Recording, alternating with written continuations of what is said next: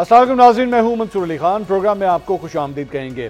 ناظرین، میرٹ کے معیار، سینیورٹی کے تنازعات اور 26ویں آئینی ترمیم کے قانونی جواز کی گونج میں جوڈیشل کمیشن آف پاکستان نے اسلام آباد، پشاور، سندھ اور بلوچستان ہائی کورٹس میں مستقل چیف جسٹسز تعینات کرنے کی منظوری دے دی۔ جوڈیشل کمیشن کے فیصلے کے مطابق لاہور ہائی کورٹ سے ٹرانسفر ہونے والے justice Sarfraz Dogar Islamabad high court, justice Atiq Shah Peshawar high court, justice Junaid Ghaffar Sindh high court اور justice Rozi Khan Barech Balochistan high court کے نئے مستقل چیف جسٹس کے عہدوں کا حلف اٹھائیں گے۔ تعیناتیوں کا یہ سارا عمل گزشتہ برس اکتوبر میں پاس ہونے والی 26ویں آئینی ترمیم کے تحت مکمل ہوا۔ اس ترمیم کے خلاف پہلے ہی سپریم کورٹ میں درخواستیں دائر کی جا چکی ہیں، جس کے بعد اس ترمیم کے تحت کی گئی تعیناتیوں کے عمل نے کئی سوالات کو جنم دیا ہے۔ جیسا کہ اسلام آباد ہائی کورٹ کے مستقل چیف جسٹس کی تعیناتی کا فیصلہ اس وقت ہوا جب سپریم کورٹ میں اسلام آباد ہائی کورٹ کے 5 ججز کی سینیورٹی لسٹ کی انٹرا کورٹ اپیل کا فیصلہ ہونا باقی ہے۔ یہ اپیل اس تنازع کی بھی عکاسی کرتی ہے کہ ججز کے تبادلوں سے سینیورٹی کی ترتیب تبدیل کرنا عدلیہ کی خود مختاری پر قدغن لگانے کے مترادف ہے۔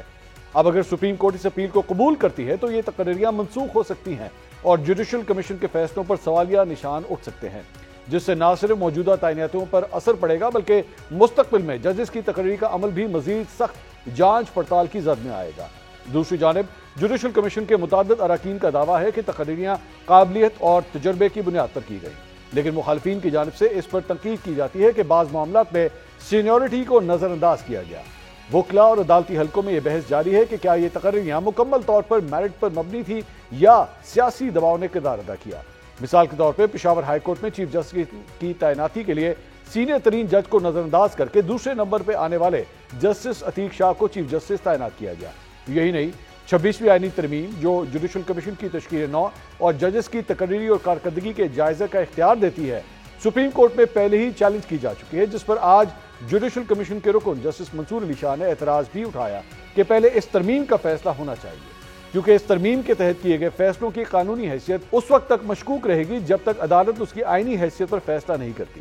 اگر عدالت ترمیم کو کالعدم قرار دیتی ہے تو اس کے تحت ہونے والی تمام تعیناتیوں اور فیصلوں کی قانونی حیثیت خطرے میں پڑ جائے گی۔ اس سے عدالتی نظام میں عدم استحکام پیدا ہو سکتا ہے، جو مقدمات کی سماعت اور انصاف کی فراہمی پر نظر انداز ہو سکتا ہے۔ جوڈیشل کمیشن کے حالیہ فیصلے عدلیہ کے مستقبل کے لیے اہم ہے۔ اب سوال یہ ہے کہ 26ویں آئینی ترمیم کے تحت کی گئی ان تعیناتیوں اور تنازعات کے عدلیہ کی آزادی، عوامی اعتماد اور آئینی ڈھانچے پر کیا طویل مدتی اثرات مرتب ہو سکتے ہیں، اور سینیورٹی اور میرٹ کے مسائل حل کیے بغیر عدلیہ کے اندر تقسیم بڑھنے کے امکانات کتنے ہیں، اسی پہ مزید بات کریں گے۔ 2 سینئر کورٹ رپورٹرز آج ہمارے ساتھ موجود ہیں، ہمیں جوائن کر رہے ہیں senior court reporter express tribune سے ان کا تعلق ہے حسنات مالک صاحب، اور ہمیں جوائن کر رہے ہیں سینئر کورٹ رپورٹر جن کا تعلق وی نیوز سے بھی ہے، آزاد ڈیجیٹل سے بھی ہے، عمران وسیم صاحب۔ بہت شکریہ دونوں مہمانوں کا۔ حسنات صاحب، میں سب سے پہلے آپ کے کامنٹس لینا چاہوں گا۔ یہ جو آج چیف جسٹسز کی تعیناتیاں ہوئی ہیں، سب سے پہلے تو آپ سرپرائز ہیں یا یہی ایکسپیکٹڈ تھا؟ دیکھیں جی، 26ویں ترمیم کے بعد حکومت نے جس کو چاہا وہی جج لگا، جس کو چاہا کہ اس کی پروموشن ہو چیف جسٹس کے لیے اسی طرح ہی ہوا۔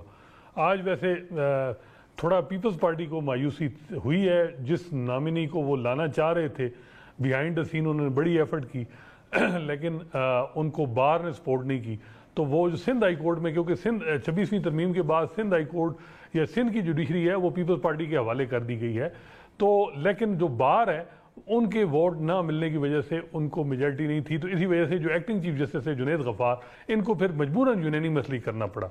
دوسرا، آج ہم نے دیکھا کہ چیف جسٹس یحییٰ افریدی بے بس نظر آئے، انہوں نے بڑی جذباتی وہاں باتیں کی کہ خدارا سینیٹی پرویل کریں، میاں گل حسن کو چیف جسٹس اسلام آباد ہائی کورٹ بننے دیں، وہ سب کو لے کے ساتھ چلیں گے، لیکن کسی نے ان کی بات نہیں مانی۔ ایون جسٹس امین الدین خان جو ان کے بردر جج ہیں، انہوں نے بھی ان کو یعنی ووٹ نہیں دیا، جو سپورٹ یحییٰ افریدی صاحب کا ویو تھا کہ جی میاں گل حسن صاحب کو۔ منصور علی شاہ اور منیب اختر تو وہ تو پہلے ہی محسن اختر کیانی کے حق میں تھے، باقی جو ہے وہ شوکت صدیقی صاحب نے آج ووٹ دیا جو ہے وہ ان کو سرفراز ڈوگر صاحب کو جس طریقے سے لایا گیا 15 نمبر سے یہاں اسلام آباد ہائی کورٹ میں، کسی نے سوال نہیں کیا کہ جی لاہور ہائی کورٹ سے 14ویں نمبر کا جج کیوں نہیں، 13ویں نمبر کا جج کیوں نہیں، کیوں سرفراز ڈوگر صاحب ہی، نہ یحییٰ افریدی صاحب نے شروع میں سوال اٹھایا، اب جو ہے وہ بات ہوتی ہے جی میاں گل حسن صاحب کو، تو آج بظاہر یہ لگا کہ جو بھی وہاں بتایا جا رہا ہے اندرونی کہانی کہ وہ بے بسی تھی، حکومت نے ان کا ساتھ نہیں دیا، ان کی بات نہیں مانی اور سرفراز ڈوگر صاحب کو چیف جسٹس بنا دیا گیا۔ تو بظاہر یہ لگ رہا ہے کہ جو موجودہ حکومت ہے جہاں اس کی مرضی ہے، خاص کر دوسری بات یہ ہے کہ دوسرے ہائی کورٹ اتنے اسٹریٹجیکلی امپورٹنٹ نہیں، سب سے اہم جو ہے وہ اس وقت اسلام آباد ہائی کورٹ ہے، اور سارے لوگ اور بلکہ حکومتی فنکشنز بھی کہتے ہیں کہ 26ویں ترمیم بھی آئی اس وجہ سے تھی کہ یہ 6 ججز نے خط لکھا تھا، اور اس کے بعد اب 6 ججز کے خط کے بعد آپ دیکھیں جس طریقے سے ججز ٹرانسفر ہوئے، جس طریقے سے ان ججز کو کارنر کیا گیا، ان کو ڈویژن بینچ بھی ایون محسن اختر کیانی صاحب کو نہیں دیا جاتا، سنگل جج کے طور پہ وہ بیٹھتے ہیں اور اس کے بعد ڈویژن ان کی ہوتی ہی نہیں۔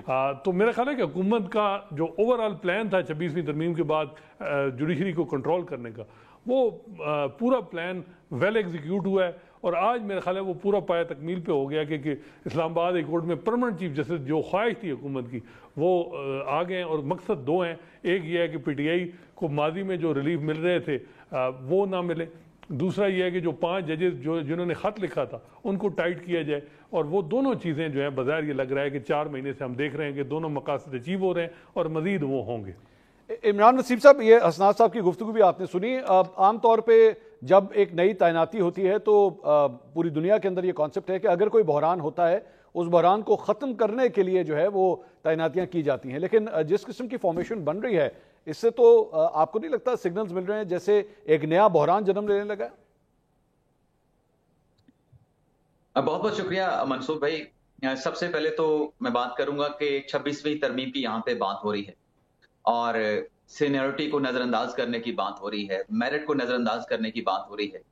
26ویں آئینی ترمیم تو اکتوبر 2024 میں پاس ہوئی تھی، لیکن اگر آپ کچھ اور پیچھے چلے جائیں مہینوں، تو جو سندھ ہائی کورٹ سے جج آئے تھے عرفان سعادت خان صاحب آئے تھے، وہ تو 26ویں آئینی ترمیم سے پہلے آئے تھے۔ جسٹس عقیل عباسی صاحب جو ہیں وہ بھی 26ویں آئینی ترمیم سے پہلے سپریم کورٹ میں آئے تھے، اور یہ جو پرپوزل تھا کہ جو ہائی کورٹ ہے وہاں سے سینئر جو جج ہوگا اس کو چیف جسٹس بنانے کی بجائے 5 ناموں کا پینل آئے گا، یہ پرپوزل کس نے دیا تھا؟ اس وقت تو 26ویں آئینی ترمیم نہیں تھی، یہ پرپوزل تو جسٹس منصور شاہ کی طرف سے دیا گیا تھا۔ اور جہاں تک بات ہے سینیورٹی کو نظر انداز کرنے کی، میرٹ کو نظر انداز کرنے کی، کیا 26ویں آئینی ترمیم سے پہلے باتیں نہیں ہوا کرتی تھی؟ 26ویں آئینی ترمیم سے پہلے بھی یہ باتیں ہوتی تھی، لیکن آج اگر آپ مجموعی طور پہ جو ایگزیکٹو کی بات کی جاتی ہے کہ ایگزیکٹو کا جو رول ہے ججز کی تعیناتیوں میں وہ کردار ان کا بڑھ چکا ہے، تو آپ 18ویں ترمیم سے پیچھے چلے جائیں۔ 18ویں ترمیم سے پہلے جو عدلیہ میں تعیناتیاں ہوتی تھیں، ہائی کورٹس میں تعیناتیاں ہوتی تھیں، سپریم کورٹ میں تعیناتیاں ہوتی تھیں، اس میں ایگزیکٹو کا رول تھا۔ چیف جسٹس گورنر کے ساتھ یا صدر پاکستان کے ساتھ مشاورت کر کے اعلیٰ عدالتوں میں جج اپوائنٹ ہوتے تھے، تو اس وقت کی عدلیہ کے جو فیصلے ہیں، اس وقت کی جب 18ویں ترمیم نہیں آئی تھی، جوڈیشل کمیشن نہیں بنا تھا، اس وقت کی عدلیہ کے فیصلوں کا حوالہ تو آج بھی سپریم کورٹ میں دیا جاتا ہے، اس وقت کی عدلیہ کے فیصلوں کا حوالہ تو آج بھی ہائی کورٹ کی عدالتوں میں دیا جاتا ہے۔ تو ایگزیکٹو تو اس وقت بھی ججز اپوائنٹ کر رہی تھی، اس وقت اتنا شور کیوں نہیں ہوتا تھا؟ بات یہ ہے کہ اس وقت جو صورتحال ہے اس کی وجہ صرف یہ نظر آتی ہے کہ ہم نے ہر چیز سے جو ہے، ہر چیز سے ہم نے خامی نکالنی ہے، ہر چیز سے ہم نے نقص نکالنا ہے۔ 18ویں ترمیم کے بعد جو پروسیجر بنا تھا، 18ویں ترمیم کے بعد طریقہ کار تو یہ طے کیا گیا تھا کہ ایک جوڈیشل کمیشن ہوگا جس میں ججز جو ہے وہ ہائی کورٹس میں اور سپریم کورٹ میں ججز کی نامینیشنز کریں گے۔ اس کے پیرالل ایک پارلیمانی کمیٹی بنائی گئی تھی، پارلیمانی کمیٹی میں اپوزیشن کے ارکان بھی تھے، حکومت کے ارکان بھی تھے، لیکن جب یہ 18ویں ترمیم پاس ہوئی تو عدلیہ کی طرف سے کیا کیا گیا؟ عدلیہ کی طرف سے ایک درخواست کے اوپر 18ویں ترمیم کے خلاف ایکشن لے لیا گیا، اور پھر 19ویں ترمیم پارلیمنٹ کی گردن پہ انگوٹھا رکھ کے جو ہے پاس کروائی گئی، اور پورا کا پورا جو پروسیس ہے ججز کی تعیناتیوں کا وہ عدلیہ کے پاس چلا گیا۔ اب عدلیہ کے پاس یہ سارا پروسیس جانے کے بعد اپوائنٹمنٹ کا جو بھی رول تھا وہ عدلیہ کے پاس چلا گیا، تو اس کے بعد کیا جو جتنی بھی تعیناتیاں ہو رہی تھی کیا وہ ٹرانسپیرنٹ ہو رہی تھی؟ مجھے اجازت دیجیے گا عمران صاحب، مجھے اجازت دیجیے گا عمران صاحب، مجھے اجازت دیجیے گا حسنات ملک صاحب، میرے خیال میں یہ دوبارہ ڈسکشن جو ہے وہ بیلنس آف پاور کی آ رہی ہے، پارلیمنٹ اور سپریم کورٹ، جوڈیشری جو ہے اور پارلیمنٹ، پوری دنیا کے اندر جو ہے وہ یہ بحث ہوتی ہے اب عمران صاحب جو مثالیں دے رہے ہیں کہ ماضی کے اندر بھی جب یہ 26ویں آئینی ترمیم نہیں تھی تو ایگزیکٹو کا عمل دخل تھا، اور اگر میرٹ کی بات کی جائے تو قاضی فائزہ صاحب کو جو ہے ڈیلیبریٹلی بہت سے بینچز میں سے جو ہے وہ سائیڈ لائن کیا جاتا تھا، ان کو نہیں شامل کیا جاتا تھا. تو یہ تو ایک روایت ہے جو پیچھے بھی چلتی آ رہی تھی، اب بھی جاری ہے، اور اگر پارلیمنٹ سپریم ہے تو پارلیمنٹ پھر فیصلہ کر سکتی ہے، وہ اپنی ایک منمانی کر سکتی ہے کہ جناب کون سا جج تعینات ہونا چاہیے اور کون سا نہیں. آپ کے خیال میں کیا یہ بات میرٹ پہ پوری نہیں اترتی؟ دیکھیں، ایک تو جو نظام پچھلا تھا وہ بھی غلط تھا، اور 2009 سے 13 تک اگر جوڈیشری کو مضبوط کیا ضرورت سے زیادہ تو اس میں کس کا رول ہے؟ نون لیگ کا ہے. میمو گیٹ کون لے کے گیا تھا؟ افتخار چودھری کی عدالت میں ہر وقت کون بیٹھا ہوتا تھا؟ خواجہ آصف صاحب بیٹھے ہوتے تھے ہر معاملے میں. پیپلز پارٹی کی حکومت کو کمزور کس نے کیا؟ نون لیگ نے کیا. اسی طرح ثاقب نثار کا معاملہ ہو، اس وقت بھی ایک پی ٹی آئی سیاسی جماعت کے طور پہ آئی، جو کچھ نون لیگ کے ساتھ ہوا، اور پھر جس طریقے سے as a head party head Nawaz Sharif کو فارغ کیا گیا. اس جو کیس ہے اس کے پٹیشنر پیپلز پارٹی تھی. تو یہ جو ہے وہ سیاستدان بھی تو ایک دوسرے کے. اب انہوں نے یہ ہے کہ کم از کم یہ فیصلہ کیا ہے کہ تقسیم کر لیا جائے، جس طرح پنجاب کی جوڈیشری نون لیگ سنبھالے، سندھ کی جو ہے وہ پیپلز پارٹی سنبھالے، اور وفاق میں جو پاورفل سرکل کے ساتھ مل جل کے کام چلایا جائے. وہ چیز بھی غلط تھی اور اب بھی بہت زیادہ غلط ہے. پرابلم یہ نہیں ہے، پرابلم یہ ہے اسناد صاحب ابھی آپ نے فرمایا کہ یہ طے ہو گیا ہے کہ پنجاب کی جوڈیشری نون لیگ سنبھالے اور سندھ میں جو ہے وہ پیپلز پارٹی سنبھالے، لیکن آپ نے پہلے سوال کے جواب میں خود یہ کہا کہ پیپلز پارٹی کو تو وہ نہیں مل سکا اس سسٹم کے ذریعے، جو وہ چاہتے تھے، جو تعیناتی وہ چاہتے تھے وہ نہیں ملا. تو پھر یہ تو دونوں ہی باتیں نگیٹ نہیں ہو رہی؟ نہیں، دیکھیں، وہاں جو آئینی بینچ بن چکا ہے اور آئینی بینچ میں جو جج چنے جا چکے ہیں اور جو آئینی بینچ کے سربراہ ہیں، وہ تو آج بھی پیپلز پارٹی کے نامنی کو ووٹ. دیکھیں، چیف جسٹس کا ایز سچ تھا کہ وہ انہوں کی خواہش پوری نہیں ہوئی، لیکن وہ انہوں نے ایز سچ یہ نہیں ہے کہ وہ اس سے جو ہے وہ مسئلہ بنا ہے، اور اس کی وجہ یہ ہے کہ بار میں نہیں ہوئی. حکومت تو ساتھ دی ہے، 7 ووٹ تھے، 2 ووٹوں کی کمی تھی ان کے لیے. جو جس میں احسن بھون صاحب اور جو سندھ بار کونسل کے نمائندے تھے، ان کا پرسنل معاملہ تھا کسی اور جج کے ساتھ، تو انہوں نے کہا جی کہ وہ جج زیادہ اچھے ہیں، ان کو بنایا جائے، ان کو نہ، وہ جو ان سے سینئر تھے. تو وہ ایک ٹائم ہے، پھر بعد میں وہ چیزیں کر لیں گے، لیکن آلریڈی سندھ ہائی کورٹ میں چیزیں آپ کے سامنے ہیں، وہ کنٹرول ہیں پیپلز پارٹی کے لیے. دوسری جہاں تک بات ہے کہ جی جو ہے وہ 26ویں ترمیم کے بعد جی جو ہے وہ چیزیں جو ہے وہ ماضی میں بھی یہی ہوتا رہا. ایگزیکٹو نے ماضی میں اس طرح جو ہے وہ جو اندرونی معاملات تھے، بینچز کی کمپوزیشن، یہ کام ایگزیکٹو کا نہیں تھا کہ جی ایک عدالت میں جج لگ گیا ہے، اس کے بعد کون سا جج جو ہے وہ آئینی بینچ کیسا ہوگا، کون سا نہیں ہوگا. یہ کام جو بینچز بنانے کا، دنیا میں کہیں بتا دیں کہاں بینچ بنتے ہیں آئینی بینچ. یہ پہلی دفعہ ہو رہا ہے کہ آئینی بینچز مختلف کیسز میں بھی جو ہے وہ حکومت بناتی ہے، اور اس میں کوئی رولز نہیں ہے، کوئی سلسلہ نہیں ہے کہ کون سا جج جو ہے وہ آئینی بینچ میں ہوگا. صرف یہ ہے جی یہ غم خیال ہے، اس کو آئینی بینچ میں شامل کیا جائے. لیکن اس میں ایک وجہ صرف ایگزیکٹو کی نہیں ہے، کچھ ججز ہیں جو بینیفیشری ہیں 26ویں ترمیم میں، ہر معاملے میں حکومت کا ساتھ دے رہے ہیں، ایون وہ اپنی برادری سے کٹ کے حکومت کے ساتھ کھڑے ہیں، اور وہ جس کی وجہ سے ایگزیکٹو ڈومینیٹ ہے. آج اگر عدلیہ اکٹھی بھی ہو جائے تو اتنی بھی بات نہیں ہے کہ ایگزیکٹو جو ہے وہ ڈومینیٹ ہو جائے. اصل وجہ ایک اور جو ہے وہ یہ ہے کہ جو بینیفیشری ہیں 26ویں ترمیم کے، اگر ڈوگر صاحب آئے، ان کو ٹرانسفر میں جنہوں نے ہیلپ کی، ان کو بینیفٹ ملا، ان کو سپریم کورٹ لے آئے ان ججز کو. پھر اس کے بعد جو ہے وہ جو جج ڈوگر صاحب کی پرمنٹ جو ابھی ٹرانسفر جو یہاں ضم ہو گئے ہیں اسلام آباد کورٹ، اس میں بھی جوڈیشری کا رول ہے. آج بھی امین الدین خان صاحب ووٹ نہ دیتے تو ڈوگر صاحب نہ بنتے.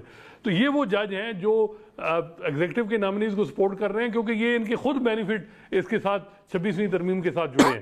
تو یہ نظام پرابلم یہ آ رہی ہے وہ یہ ہے کہ کچھ ججز اور ایگزیکٹو ایک پیج پہ ہیں، اور اوور آل انسٹیٹیوشن جو ہے اس کا خیال نہیں رکھا جا رہا. عمران وسیم صاحب، انسٹیٹیوشن جو ہے وہ معاملہ یہ ہے.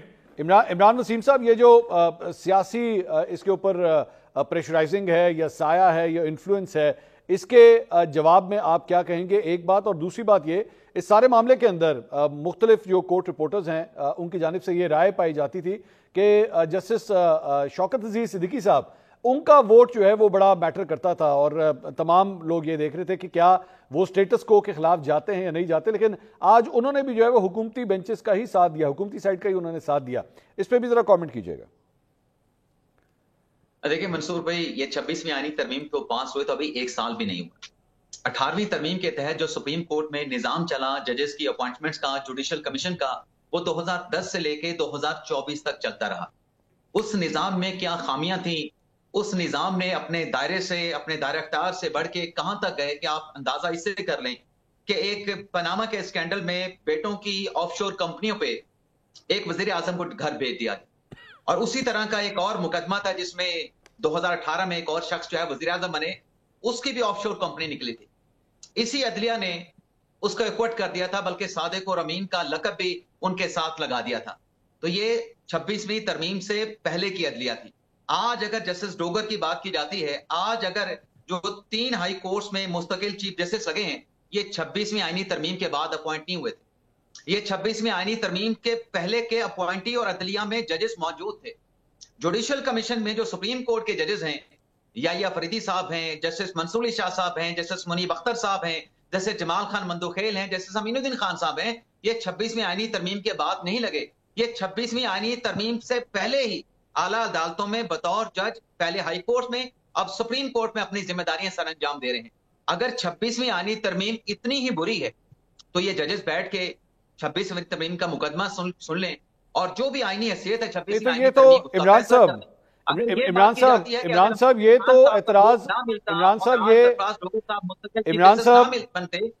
یہ اعتراض تو آج اٹھایا گیا تھا نا. یہ تو آج کہا گیا تھا کہ جناب پہلے اس کا فیصلہ ہونے دیں، ان معاملات کو جو ہے ڈیفر کر دیا جائے. اور آپ 26ویں آئینی ترمیم کے حوالے سے کہہ رہے ہیں کہ اس سے پہلے بہت سے ججز کی تعیناتی ہوئی ہے. تو جسٹس ڈوگر جو ہیں، آخر اس پہ بھی تو سوال ہے نا کہ 15ویں نمبر کے ایک جج کو خاص طور پہ کیوں لایا گیا اسلام آباد ہائی کورٹ؟ آخر ان سے پہلے کے جو لوگ تھے ان کی سینیورٹی میں، ان کے میرٹ میں کیا کوئی پرابلم تھی؟ دیکھیں، جو جسٹس ڈوگر صاحب ہے نا، ان کا معاملہ سپریم کورٹ نے ڈیسائیڈ کر دیا. اب جسٹس ڈوگر صاحب کو 15ویں نمبر سے سپریم کورٹ میں کیوں لایا گیا، یہ بات انٹرا کورٹ اپیل میں طے ہوگی. یہ معاملہ سب جوڈیس سے ہو چکا ہے. لیکن جہاں تک بات ہے کہ آج یہ اعتراض اٹھایا گیا، تو ایک طرف تو وہ ججز ہیں جیسے اسناد ملک کہہ رہے تھے کہ 26ویں آئینی ترمیم کے بینیفیشری ہیں، یا فریدی صاحب ہیں جن کو چیف جسٹس بنا دیا گیا ہے. دوسری طرف کہا جاتا ہے کہ وہ ججز ہیں جو 26ویں آئینی ترمیم کے متاثرہ ہیں. تو یہ تو عدلیہ کے اندر ایک کنفلکٹ موجود ہے، عدلیہ کے اندر ایک اختلاف موجود ہے، یا ایک بحران موجود ہے، یا ایک لڑائی موجود ہے کہ ایک طرف بینیفیشری ججز ہیں، ایک طرف جو ہیں وہ ججز ہیں جو متاثرہ ہیں. میں صرف بینیفیشری کی وہ بات کر رہا ہوں افریدی صاحب کی کہ وہ 26ویں آئینی ترمیم کے بعد چیف جسٹس بنے ہیں. میں آئینی بینچ کے ججز کی بات نہیں کر رہا. اس کو بینیفیشری کہنے والے تو کہیں گے، لیکن اس بینیفیشری کا وہ فائدہ کیا اٹھا رہے ہیں؟ ان کو تو ڈبل کام کرنا پڑتا ہے. ان کو آئینی بینچ میں الگ مقدمات کی سماعت کرنی پڑتی ہے، ریگولر بینچز میں الگ مقدمات کی سماعت کرنی پڑتی ہے. کیا الگ سے ان کو کوئی پرکس ملتے ہیں، کوئی تنخواہ ملتی ہے؟ نہیں ملتی. کانسٹیٹیوشنل بینچ میں جو ججز نامینیٹ ہوتے ہیں، جو ججز لگتے ہیں، اس کا یہ مطلب نہیں کہ حکومت نے بینچ بنا دیا. بینچ بنانے کا اختیار آج بھی عدلیہ کے پاس ہے. پریکٹس اینڈ پروسیجر کمیٹی کے تحت ریگولر بینچز چیف جسٹس یا فرید صاحب، منیب اختر صاحب اپنے منصور شاہ صاحب کے ساتھ، امین الدین خان صاحب کے ساتھ مل کے بناتے ہیں. آئینی بینچ کے جو بینچز ہیں، وہ جیسے امین الدین خان صاحب، جیسے محمد علی مدر صاحب، جیسے جمال خان مندوخیل صاحب جو ہے وہ اکٹھے بیٹھ کے بناتے ہیں. تو بینچز بنانے میں تو حکومت کا کوئی کردار نہیں ہے. بینچز آج بھی عدلیہ بنا رہی ہے. اور جہاں تک بات ہے کہ 15ویں نمبر کے جج کو اپنا اسلام آباد ہائی کورٹ میں ٹرانسفر پہ لایا گیا، اس کی اجازت کس نے دی؟ اس کی اجازت لاہور ہائی کورٹ کی چیف جسٹس نے دی. اس کی اجازت اسلام آباد ہائی کورٹ کے چیف جسٹس نے دی. اس کی اجازت سپریم کورٹ کے چیف جسٹس یا فرید صاحب نے دی. اگر کسی جگہ پہ یہ پروسیس رک جاتا، کسی جگہ پہ اس ٹرانسفر کی اجازت نہ دی جاتی، چاہے لاہور ہائی کورٹ کے چیف جسٹس نہ دیتی، چاہے اسلام آباد ہائی کورٹ کے چیف جسٹس نہ دیتے، سپریم کورٹ کے چیف جسٹس اجازت نہ دیتے، تو یہ ٹرانسفر کبھی نہیں ہو سکتا. مجھے اجازت دیجیے گا اسناد ملک صاحب، وسیم صاحب کی جانب سے، اسناد صاحب وسیم صاحب کی جانب سے جو ہے وہ یہ تاثر کم از کم میں نے تو یہ لیا ہے کہ وہ یہ کہنا چاہ رہے ہیں کہ جناب سسٹم کے مختلف پرزے جو ہیں وہ اس نظام کو اسی طرح سپورٹ کرتے ہیں، یہ نظام اسی طرح چل رہا ہے. خامیاں نکالنے والے جو ہے وہ صرف ڈیلیبریٹلی خامیاں نکال رہے ہیں جو خامی شاید موجود نہیں ہے سسٹم کے اندر. دیکھیں، مسئلہ یہ ججز کا نہیں ہے. انڈیپینڈنس آف جوڈیشری ایک فنڈامنٹل رائٹ، میرا آپ کا سب کا رائٹ ہے. ہمارا پیکا لا کے حوالے سے پٹیشن جو ہے وہ پینڈنگ ہے، وہ نہیں لگتی ہیں، اور کئی معاملات ہیں سول لبرٹیز کے. 26ویں ترمیم کے بعد آپ کے سامنے ہیں جو چیزیں. ایک فیصلہ بتا دیں، 26ویں ترمیم کے بعد جو ہے وہ فیصلہ آیا ہے سویلین کا، ملٹری کورٹ میں ٹرائل کنڈیشنلی الاؤ ہو گیا ہے. یہ پہلے وہ جج جو بھی تھے انہوں نے کم از کم الاؤ تو نہیں کیا جو بھی صورتحال تھی. تو اس کے بعد جو صورتحال ہے کہ ٹرانسفر جو ہوئی وہ بھی انڈورس ہو رہی ہے، یا اور معاملات ہیں ریزرو سیٹ کا دیکھیں کہ 78 سیٹیں جو ہیں وہ ایسی جماعتوں کو دے دی گئیں اور پھر 2/3 بنوا دی گئی ہے۔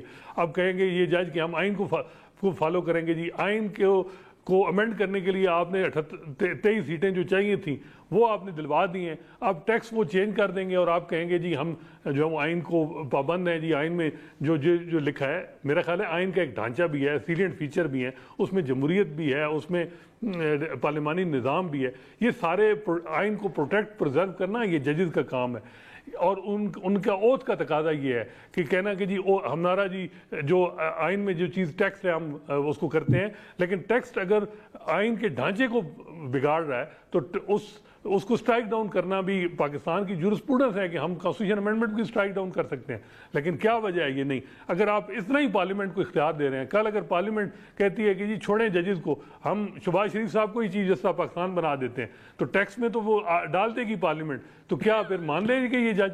تو میرا خیال ہے کہ معاملہ یہ دیکھنا ہے کہ انڈیپینڈنس آف جوڈیشری کہیں وائلیٹ ہوئی ہے یا نہیں 26ویں ترمیم کے بعد، اس کو ایگزامن کرنا بڑا اہم سوال ہے۔ کیا وجہ ہے کہ 7 مہینے سے وہ کیس نہیں لگ رہا 26ویں ترمیم کا؟ جو بینیفیشری ہیں ججز وہ کیوں ریلیکٹڈ ہے؟ اب کیا ویٹ کیا جا رہا ہے کہ 27ویں ترمیم بھی آئے گی، پھر اس کے بعد جو ہے وہ میں بھی سپریم کورٹ رہے نہ رہے، پھر آئینی عدالت بن جائے گی، پھر اجازت جی عمران وسیم صاحب، یہ ایک ویلڈ پوائنٹ ہے کہ آخر جب سے یہ بینچز بنے ہیں تب سے حکومت کے اگینسٹ کون سا کوئی بڑا فیصلہ آیا ہے، بلکہ جو سب سے بڑا اور متنازع فیصلہ جسے کنسیڈر کیا جاتا ہے وہ مخصوص نشستوں کے حوالے سے، جس سے حکومت کو بہت بڑا بینیفٹ ہوا ہے۔ دیکھیں منصور بھائی، اگر 26ویں آئینی ترمیم کے بعد آپ نے مقدمات دیکھنے ہیں تو ججز ٹرانسفر کیس بھی آپ کے سامنے ہے، اس میں 3-2 کے تناسب سے فیصلہ دیا گیا۔ جن ججز کو حکومت کا نومینی کہا جاتا ہے وہ تو حکومت کے پھر اگینسٹ بھی فیصلہ دے رہے۔ ججز ٹرانسفر کیس میں 2 ججز نے پھر حکومت کے خلاف فیصلہ دیا، حکومت کے ٹرانسفر کے خلاف فیصلہ دیا۔ اگر آپ ملٹری کورٹس کے فیصلے پہ آئیں گے، وہاں پر بھی 4-3 کے تناسب سے، یا شاید مجھے یاد نہیں 4-3 یا 5-2 کے تناسب سے فیصلہ دیا گیا۔ 2 یا 3 ججز نے ملٹری کورٹ کے ٹرائل کے خلاف فیصلہ تو دیا ہے۔ یہ تو نہیں کہ فیصلے جو ہیں جو نومینی جوڈیشل کمیشن میں جو کانسٹیٹیوشن بینچ کے جو نومینی ججز ہیں حکومت کے خلاف فیصلے نہیں دے رہے۔ عدلیہ نے اگر اس 26ویں آئینی ترمیم کا جائزہ لینا ہے ضرور جائزہ لے، لیکن یہ سوالات اٹھے کب سے؟ یہ سوالات اٹھے ہیں سارے مخصوص نشستوں کے کیس سے۔ مخصوص نشستوں کا مقدمہ آج اگر یہ سوال ہو رہا ہے کہ 26ویں آئینی ترمیم کا مقدمہ 7 ماہ سے سنا نہیں جا رہا، تو جب مخصوص نشستوں کے نظر ثانی کی درخواستیں تیسرے دن سپریم کورٹ میں فائل ہو گئی تھی، ان کو کیوں نہیں سنا گیا؟ آج 26ویں ترمیم کا رولا پڑا ہوا ہے، 26ویں ترمیم کے اوپر بڑا شور اٹھ رہا ہے، تو اس نظر ثانی کو بھی سن لیتے۔ وہ 26ویں آئینی ترمیم سے پہلے ڈیسائیڈ ہو جاتی۔ آج جو بات کی جا رہی ہے کہ 27ویں آئینی ترمیم کے لیے 21 یا 22 سیٹیں قومی اسمبلی کی حکومت کو دے کے ان کی 2/3 اکثریت بنا دی گئی ہے، تو منصور شاہ صاحب کو، منیب اختر صاحب کو چاہیے تھا کہ 26ویں آئینی ترمیم سے پہلے اس نظر ثانی کی درخواست کو سن لیتے، اس میں سارا ڈیسائیڈ ہو جاتا۔ آج اگر نظر ثانی کا فیصلہ ہونے کے بعد یہ مخصوص نشستیں حکومت میں، پارلیمنٹ میں موجود ان سیاسی جماعتوں کو مل گئی ہیں ماسوائے پاکستان تحریک انصاف کے، تو فیصلہ پہلے والا برقرار رہتا، 12 جولائی والا فیصلہ برقرار رہتا۔ تو سوال تو پھر یہ بھی اٹھتا ہے کہ جسٹس منیب اختر صاحب نے، جسٹس منصور شاہ صاحب نے، جو کہ آئین کے تابع تھے، پریکٹس اینڈ پروسیجر قانون کے تابع تھے، کہ نظر ثانی آئی ہے 15 دن کے اندر آپ نے ان کو سننا تھا، لیکن دونوں ججز نے پریکٹس اینڈ پروسیجر کمیٹی میں بیٹھ کے کہا کہ نہیں، پہلے سمر ویکیشنز کو اویل کریں گے، اس کے بعد ہم ان نظر ثانی کی درخواست کو سنیں گے۔ تو قانون کی منشا تو 15 روز کی تھی۔ بہت بہت شکریہ، بہت بہت شکریہ عمران وسیم صاحب، حسنات ملک صاحب، دونوں سینئر جرنلسٹ ہمارے ساتھ موجود تھے۔ موجودہ جو صورتحال ہے، نئے چیف جسٹسز مختلف ہائی کورٹس کے اندر جو ہے وہ آج تعینات ہوئے ہیں۔ جہاں تک قانونی معاملات کی بات ہے اس کے اوپر تو تفصیل سے گفتگو ہوگی، لیکن اس کے سیاسی محرکات کیا ہو سکتے ہیں؟ کیا پاکستان تحریک انصاف کے لیے مشکلات مزید بڑھنے جا رہی ہیں؟ حکومت کے لیے جو ہے وہ مزید آسانیاں ہو رہی ہیں؟ کچھ اس کے اوپر بات کرتے ہیں ایک بریک کے بعد، ہمارے ساتھ رہیے گا۔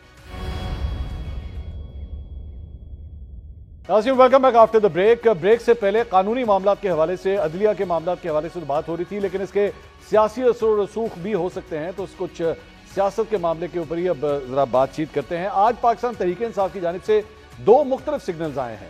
ایک سگنل آیا ہے لاہور میں، جو پاکستان تحریک انصاف کے مختلف رہنما جو قید ہیں، جس میں شاہ محمود قریشی شامل ہیں، اعجاز چودھری اس کے اندر شامل ہیں، عمر سرفراز اس کے اندر شامل ہیں، ان کی ڈاکٹر یاسمین راشد، ان تمام افراد کی جانب سے ایک مشترکہ خط سامنے آیا ہے، جس میں یہ کہا گیا ہے کہ جناب سیاسی طور پہ ڈائیلاگ جو ہے وہ شروع کیا جانا چاہیے اور اسی کے ذریعے جو ہے وہ معاملات کو حل کرنا چاہیے، لیکن ساتھ ہی ساتھ آج ایک اور ڈیولپمنٹ یہ ہوئی ہے کہ عمران خان صاحب کی جو بہنیں ہیں ان کی جب ملاقات ہوئی تو پھر اعلان کیا گیا ہے ان کی بہنوں کی جانب سے کہ 10 محرم کے بعد پاکستان تحریک انصاف جو ہے ایک تحریک کا عوامی تحریک کا آغاز کرنے جا رہی ہے. تو یہ 2 مختلف سگنلز ہیں. اس کا کیا مطلب ہے؟ کیا ایک ڈائریکشن کو پاکستان تحریک انصاف لے گی؟ اسی پہ مزید بات کریں گے. اپنے پینلسٹ کا انٹروڈکشن کراؤں گا. سینئر صحافی، تجزیہ نگار اور اینکر پرسن رؤف کلاسرا صاحب آج پروگرام میں ہمارے ساتھ موجود ہیں. مسلم لیگ نون کے رہنما اختیار ولی صاحب ہمیں جوائن کر رہے ہیں. پاکستان تحریک انصاف سے شاہد خٹک صاحب ان کے رہنما ہمارے ساتھ موجود ہیں. تینوں مہمانوں کا بہت بہت شکریہ. کلاسرا صاحب، یہ ایک ہی دن میں 2 مختلف میسیجز آ رہے ہیں. جو لوگ قید ہیں وہ یہ کہہ رہے ہیں کہ جناب اب سیاسی ڈائلاگ جو ہے وہ ہونا چاہیے، لیکن ساتھ ہی ساتھ خان صاحب کا پیغام یہ آیا ہے کہ 10 محرم کے بعد عوامی تحریک کا آغاز کر دیا جائے. کس طرح دیکھ رہے ہیں ان دونوں میسیجز کو آپ؟ جی بہت شکریہ آپ کا. 2-3 چیزیں منصور اس میں. ایک تو یہ کہ آج میں خود دیکھ رہا تھا علیمہ خان صاحبہ جب جیل گئی ہیں تو ان کے ساتھ جو کراؤڈ تھا، مطلب یہ کوئی اتنا بڑا کراؤڈ نہیں تھا، شاید ہارڈلی کوئی میرا خیال ہے 1-2 درجن لوگ ہوں گے جو ان کے ساتھ وہاں پر موجود تھے، نعرے لگا رہے تھے، چلے وہ سپورٹ دے رہے تھے. سو وہ جو پولیٹیکل سپورٹ آپ کو چاہیے ہوتی ہے اس طرح کی ایجیٹیشن کے لیے، جلسے جلوس کے لیے، وہ تو آن گراؤنڈ تو ہمیں نظر نہیں آ رہی. حالانکہ کتنے ایم این ایز ہیں، ایم پیز ہیں، باقی لوگ اگر وہ بھی سارا دن وہاں پہ جانا شروع کر دیں علیمہ خان صاحبہ کے ساتھ تو اچھا خاصا ہجوم بن سکتا تھا. ایک چیز. اور دوسری چیز یہ اگر آپ کو یاد ہو تو اس وقت بھی کہا گیا تھا کہ شاید ہم عید کے بعد جو ہے نا یہ اپنی ایجیٹیشن جو ہے وہ ہم شروع کریں گے. عید کو بھی یہ گزرے کچھ میرا خیال وقت ہو گیا ہے. آپ محرم کے بعد کا بتا رہے ہیں، اگرچہ اس وقت کہا گیا تھا کہ پاکستان انڈیا کے یا اس کی ایران اور یعنی اسرائیل کی وار کی وجہ سے ڈیفر کیا گیا تھا تو فیئر انف. سو اس وقت جو ان کے ذہن میں ہے کہ ہم شاید کوئی پولیٹیکلی طور پر کوئی بڑا اپسیٹ کر سکیں گے، لوگوں کو سڑکوں پر لا سکیں گے، وہ تو مجھے اس وقت ذرا مشکل لگ رہا ہے. ایک تو موسم دیکھ لیں، گرمی بہت زیادہ ہے اس موسم میں. جون جولائی اگست جو ہیں یہ بڑے گرم یہ مہینے سمجھے جاتے ہیں. اس وقت لوگوں کو باہر لانا، وہ آ سکیں گے نہیں آ سکیں گے. اچھا پھر زیادہ لوگ جو ہیں موسٹلی آپ کے جو آتے ہیں کے پی کے سے، ہمارے پشتون بھائی جو ہیں ہر دفعہ وہی آتے ہیں. وہ آ کے یہ پی ٹی اے کا جو تھوڑی سی ان کی کریڈیبلٹی ہے یا پولیٹیکل سپورٹ ہے، اسٹرینتھ ہے، تو وہ شو آتی. پنجاب سے ہمیں کوئی نظر نہیں آتا. پنجاب جو اصل چیز ہے وہ کہتے ہیں پانی پت جس کو سمجھا جاتا ہے، اتنا بڑا صوبہ ہے. جب پنجاب سے کوئی لوگ نہیں آتے، پنجاب کی پارٹی ہمیں نظر نہیں آتی، پنجاب سے کوئی لوگ آ کے ایجیٹیٹ کرتے نظر نہیں آتے. سارے ہی یہاں سے کے پی کے سے ہمارے پختون بھائی آئیں گے جو اس کا گلہ وہ اکثر کرتے بھی رہتے ہیں. انہوں علی امین گنڈا پور صاحب نے بھی 2-4 دفعہ کہا. باقی بھی ہمارے جو دوست ہیں یہ کے پی سے، وہ یہ بات کہتے رہتے ہیں کہ کیا پی ٹی آئی کا سارا بوجھ جو ہے وہ صرف کے پی کے نے اٹھانا ہے، یا پنجاب کی قیادت اتنی بڑی قیادت ہے، اتنا بڑا صوبہ ہے، بہت سارا ووٹ بینک بھی ہے، سیٹیں بھی لی ہیں، تو پنجاب سے لوگ باہر کیوں نہیں نکل رہے؟ جب تک پنجاب سے بھی لوگ باہر نہیں نکلیں گے تو میرا خیال عمران خان صاحب یا باقی جو ان کے حامی سپورٹر ہے وہ کوئی بہت بڑا بریک تھرو نہیں کر سکیں گے. اس بات کا احساس میرا خیال ہے خان صاحب کو بھی ہے، یا ان سے بڑھ کر اب جو بات آپ نے کی ہے کہ ان 4 لوگوں کا جو لیٹر سامنے آیا ہے انہیں بھی احساس ہے کہ ہم نے اس پہ جلسے جلوس کر کے دیکھ لیا، ہم نے دھرنے کر کے دیکھ لیا، ہم نے استعفے دے کر دیکھ لیے، ہم نے مارچز کر لیے، ہم نے یہاں پہ سروں پہ کفن باندھ کے دیکھ لیے. وہ جو آپ کو یاد ہوگا علی امین گنڈا پور صاحب نے کہا تھا کہ لاسٹ ٹائم جب نومبر میں آئے تھے کہ ہم سروں پہ کفن باندھ کے جا رہے ہیں اور گھر والوں میں وصیت کی تھی ہمارے جنازے پڑھ لینا. اب ساری چیزیں آپ نے جو آپشنز ہے وہ تو ایگزاسٹ کر لی ہیں. نو واٹ نیکسٹ، وہ کیا کریں گے؟ تو لگتا ہی ہے کہ اس شاہ محمود قریشی صاحب یا باقی جن کا بتا رہے ہیں کہ لیٹر آیا ہے، آپ وہ جو لائن لے رہے ہیں تو مجھے مطلب میرا یہ خیال ہے کہ نو اٹس ٹو لیٹ. حکومت کو اب کوئی جلدی نہیں ہے، حکومت کوئی دباؤ میں نہیں ہے، اسٹیبلشمنٹ دباؤ میں نہیں ہے.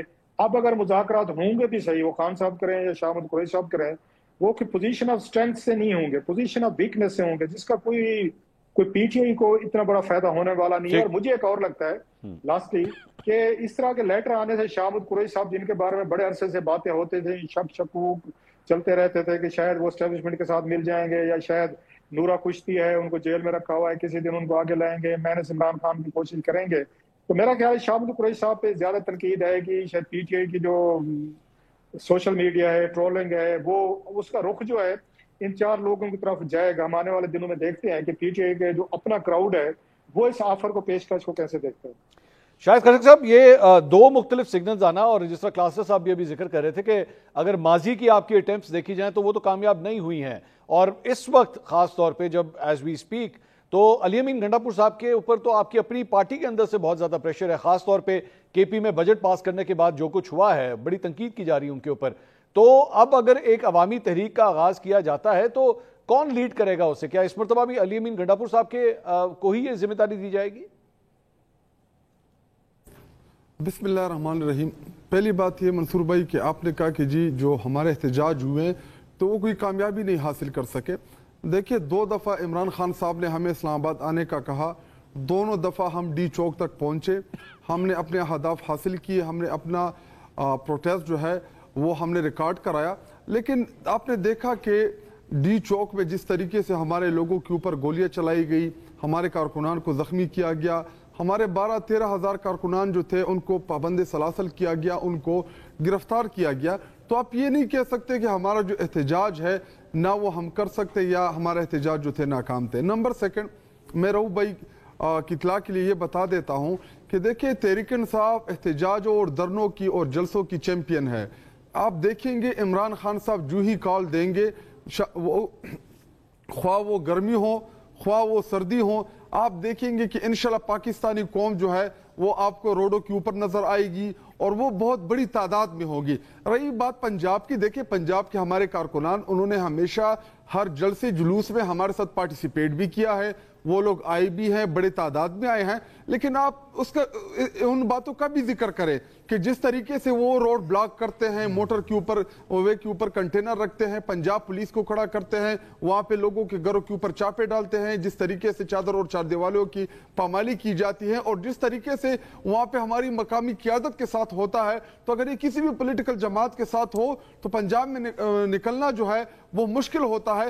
باوجود ان تمام چیزوں کے ہمارے پنجاب کے کارکنان نے ہمیں 26 نومبر کو ڈی چوک پہ جوائن کیا, ہزاروں کی تعداد میں آئے, بہت بڑی تعداد میں آئے, پنڈی سے آئے, ہر ضلع سے آئے. ہاں قیادت شاید اس طرح نظر نہیں آئی لیکن عام لوگ اور ہمارے عام کارکنان جو تھے وہ نظر آئے. اور دوسری بات میں علی امین گنڈاپور صاحب کے حوالے سے آپ کو ایک چیز واضح کر دوں کہ ہمارے کارکنان پارٹی کا آج بھی ان کے اوپر اعتماد ہے. جب تک عمران خان صاحب کی وہ چوائس ہے, جب تک عمران خان صاحب کا وہ چیف منسٹر ہے, پوری کی پوری پارٹی تمام کارکنان ان کے ساتھ کھڑے ہیں. ہاں ہمارے کارکنان جذباتی بھی ہیں, وہ ہمارے کارکنان میں یہ خوبی ہے کہ وہ ٹھیک کو ٹھیک اور غلط کو غلط کہتے ہیں. تو اگر کسی اسپیسیفک ایشو کے اوپر وہ ہمارے اوپر تنقید کرتے ہیں تو اس کا قطعی مطلب یہ نہیں کہ وہ اپنی لیڈرشپ کے خلاف کھڑے ہیں. جب بھی احتجاج کریں گے, جب بھی نکلیں گے, لیڈ کریں گے, پوری قوم ان کے ساتھ ہوگی. اختیار ولی صاحب, یہ ابھی آپ نے شاہد خٹک صاحب کی گفتگو سنی, انہوں نے کہا احتجاج دھرنوں لانگ مارچ کے ہم لوگ چیمپئن ہیں. تو اگر واقعی انہوں نے ماضی کا اگر ایک جو ان کا ٹریک ریکارڈ ہے اس کو اٹھا کے دیکھا جائے تو بڑے بڑے دھرنے اور احتجاج کیے گئے ہیں.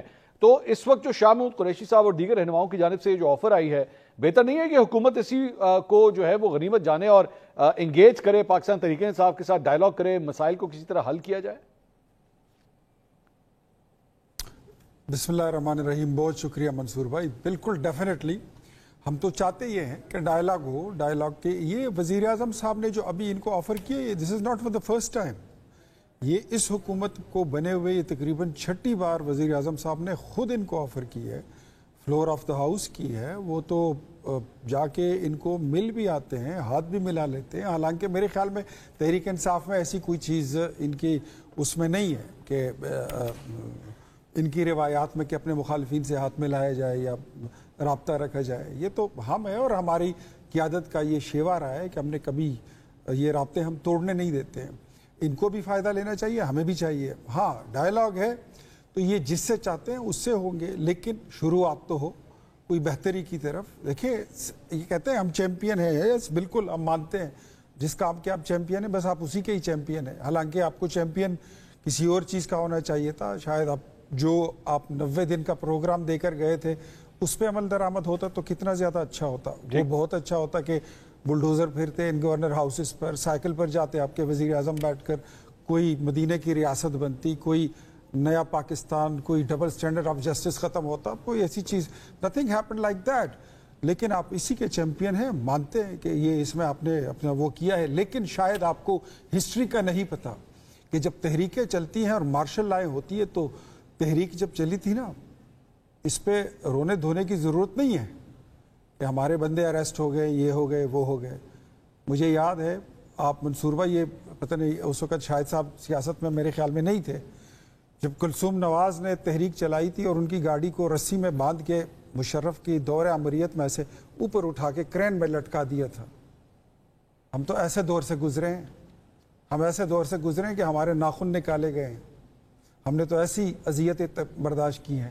تو ہم نہیں چاہتے کہ یہ ہو. کیونکہ مجھے آج بھی مشاہد اللہ خان کی وہ سپیچ یاد ہے کہ آپ کے آنسو پوچھنے والا کوئی نہیں ہوگا, اپنے رویے بدلو, اپنا طرز تکلم بدلو, اور آپ کے آنسو ہم پہنچیں گے. ہم مار کھائے ہوئے لوگ ہیں, ہم تو چاہتے ہیں کہ ڈائلاگ ہو, لیکن اختیار صاحب, بات سول سپریمیسی اختیار صاحب ایک جگہ, رول آف لا کی اختیار کرتے صاحب, ہیں, اور دوسری اختیار طرف صاحب ایک جگہ پہ آپ بات کرنی ہے تو صرف اختیار صاحب ایک جگہ پہ آپ جو ہے وہ بیگم کلثوم نواز کی اگزامپل دے رہے ہیں اور آپ پرانا ایک ذکر کر رہے ہیں, اور آپ میرے خیال میں یہ کم از کم 25 سال پرانی ایک بات ہے. آپ نہیں سمجھتے آج سے 25 سال کے بعد جب ہم 2050 پہ بیٹھے ہوں گے تو اس وقت بھی شاید اسی طرح عمران خان صاحب کی بیگم کے بارے میں جو ہے وہ مثالیں دی جا رہی ہوں گی کہ ہم نے بھی وہ وقت دیکھا تھا جب عمران خان صاحب کی بیگم کو بھی جو ہے جیل میں بند کر دیا گیا.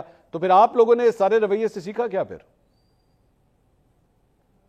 یہ جو آپ بات کر رہے ہیں اس پہ جو ڈیبیٹ بنتی ہے وہ کچھ اور ہے اور پھر کچھ اور طرف کسی اور طرف نکلے گی. لیکن میں جو بات کمپلیٹ کرنا چاہتا تھا وہ یہ تھی کہ بات تو ایک طرف آپ سول سپریمیسی کی کرتے ہیں, پارلیمنٹ کی بالادستی کی کرتے ہیں, لیکن دوسری طرف کبھی آپ نے یہ کہا ہی نہیں. آپ کہتے ہیں ہم نے بات کرنی ہے تو ہم نے اسٹیبلشمنٹ سے کرنی ہے, بات کرنی ہے تو ڈی جی آئی سے اور آرمی چیف سے کرنی ہے.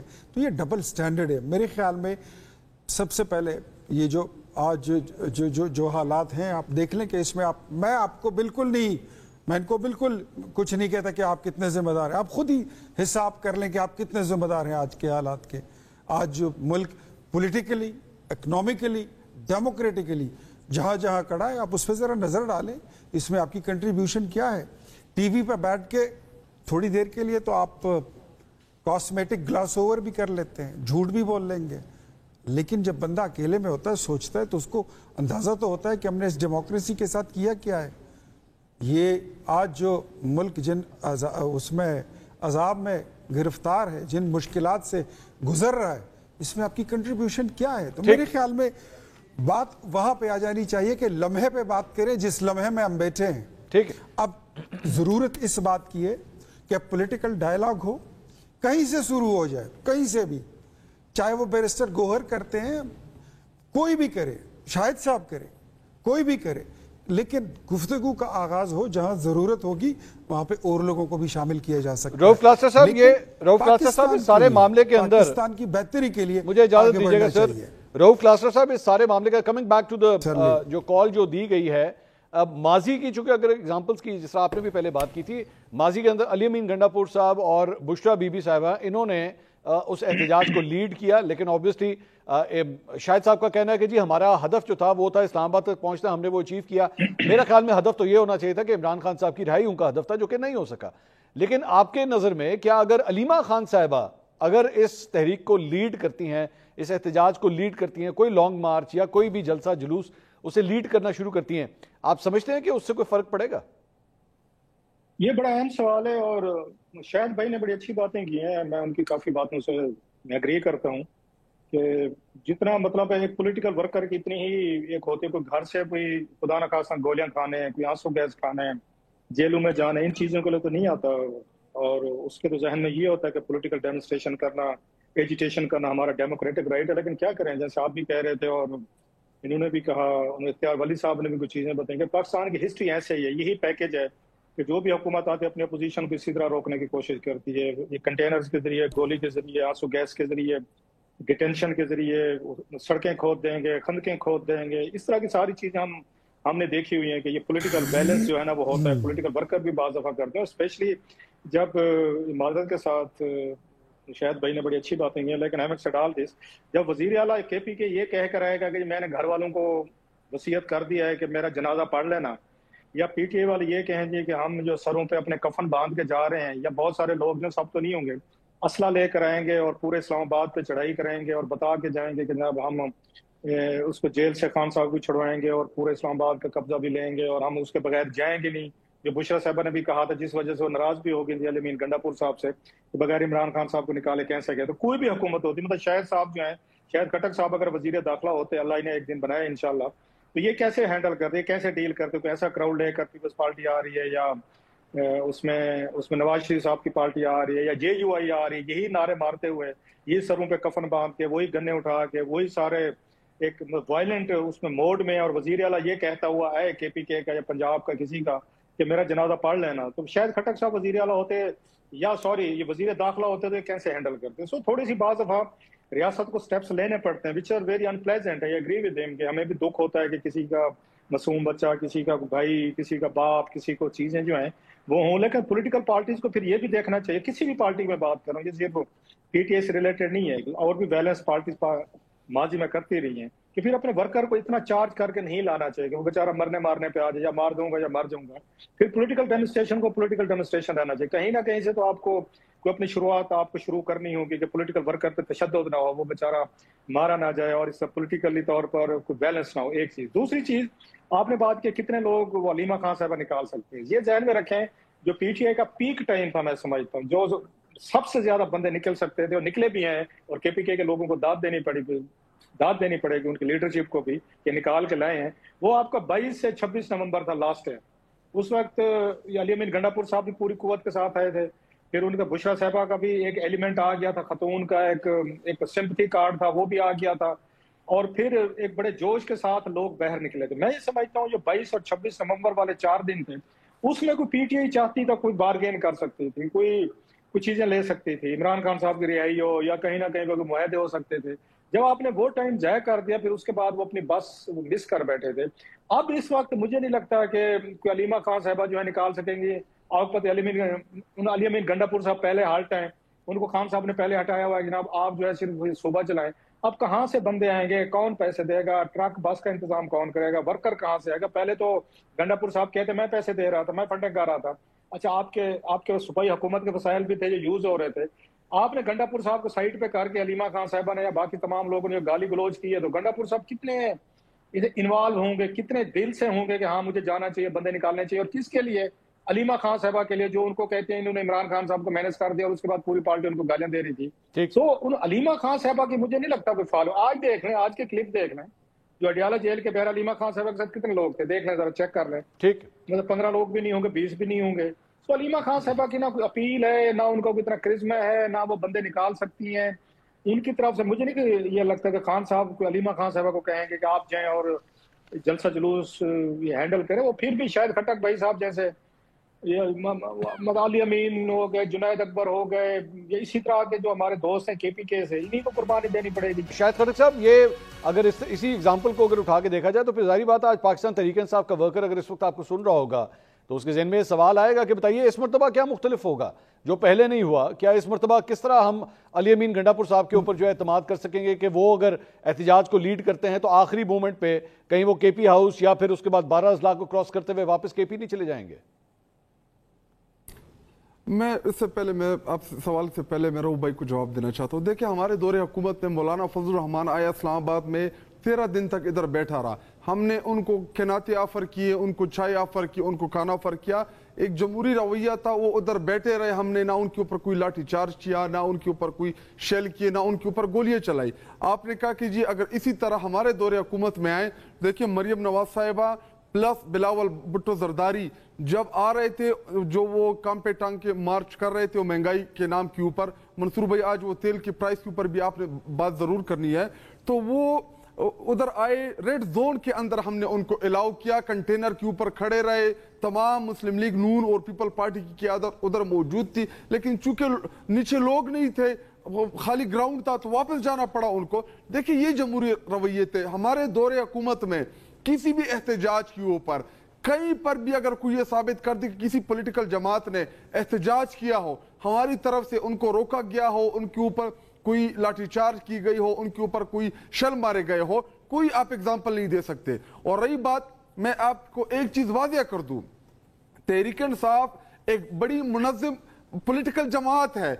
हमें इमरान खान साहब जब भी कॉल देंगे, देखे अली अमीन गंडापुर लीड करे, बुशरा बीबी ने लीड किया, अलीमा खानम साहिबा लीड करे, इमरान खान साहब की कॉल मैटर करती है उनके कारकुनान के लिए, पाकिस्तानी कौम के लिए। वो जब कॉल देंगे, अगर इमरान खान साहब की बहनें जिनका सियासत से और पॉलिटिकल जमात से कोई ताल्लुक नहीं है, वो किसी भी फैसला साजी में उनका कोई दखल नहीं है, हाँ उनका एक भाई है, और जो तनकीद आती है या जो सवालात उठते हैं उन हवाले से, तो मैं एक 30 सेकंड में वो भी क्लियर कर दूं। देखें, मैं अक्सर औकात कहता हूं, पार्टी के अंदर भी कहता हूं, पार्टी के बाहर भी कहता हूं कि जी अलीमा खानम وہ کب سے انٹرفیئر کر رہی ہیں, کیوں انٹرفیئر کر رہی ہیں؟ وہ اس لیے کہ جدھر جدھر ہم پولیٹیکل جماعت نے کمزوریاں دکھائی ہے یا ان کی طرف سے کوئی کمزوری نظر آئی ہے تو اس کو فل کرنے کے لیے علیمہ خانم آگے آئی ہے, لیکن اس میں کسی بھی قسم کی کوئی پولیٹیکل انٹرفیئرنس. شاہد صاحب, پاکستان تحریک انصاف کا جو ڈھانچہ ہے یا کتنا منظم ہے وہ تو میرے خیال میں علیمہ خان صاحبہ کے ایک جملے سے پتہ لگ گیا تھا جس میں انہوں نے کہا جی میرے بھائی کو مائنس کر دیا گیا ہے.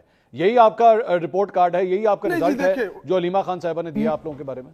دیکھیں وہ تو عمران خان صاحب نے واضح کیا. دیکھیں وہ بجٹ کے حوالے سے تھا, بجٹ کے حوالے سے ان کا الگ موقف تھا یا ان کو جو بتایا گیا تھا, تو بجٹ پاس ہونے کے بعد ان کا ایک ریئیکشن آیا. لیکن دیکھیں یہ فیصلہ عمران خان صاحب کریں گے.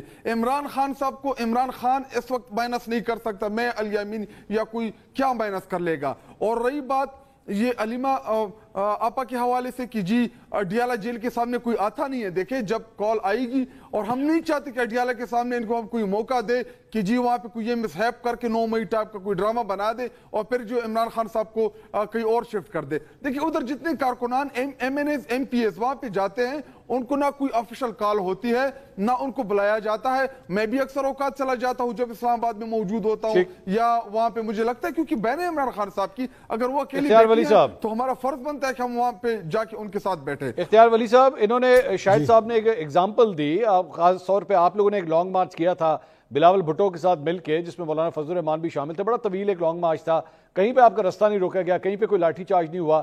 لیکن ان کے معاملات کے اندر خاص طور پہ پنجاب کے اندر تو پورا لاہور بند کر دیا جاتا ہے, پورے پنجاب کو ایک کنٹینر پروونس بنا دیا جاتا ہے. تو پھر آخر ان کو یہ الاؤڈ کیوں نہیں ہے کہ وہ یہ احتجاج کر سکیں؟